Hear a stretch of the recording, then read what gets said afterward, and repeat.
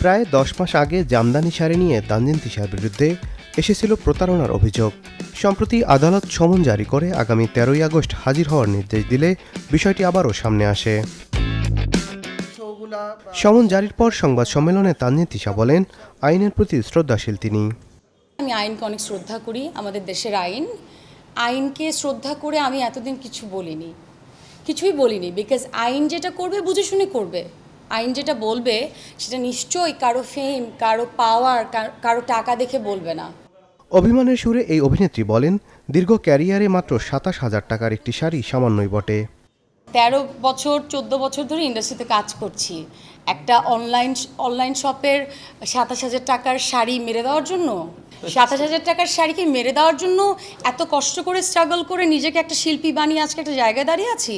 আর সবচেয়ে বড় কথা, যে আমার নামে মামলা করেছে আমি তাকে চিনিই না। আমার সাথে কথা হয়েছে একজন আইনজীবীর সাথে, যিনি কিনা একটা শাড়ির অনলাইনের ওনার। আমি তো তাকে দেখতেই পাচ্ছি না এই মামলার মধ্যে। শুধু অভিযোগের উত্তরের সাথে নিজের প্রথম সিনেমা ও নাটক নিয়ে কাজের কথাও জানান তানজিন তিশা। ভেরি সুন সোলজারের তো শুটিং কিছু বাকি আছে, আপনারা হয়তো জানেন।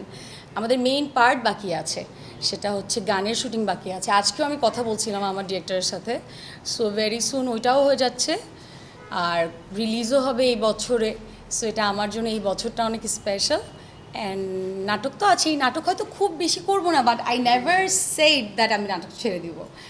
নাদিম হাসান, চ্যানেল 24, ঢাকা।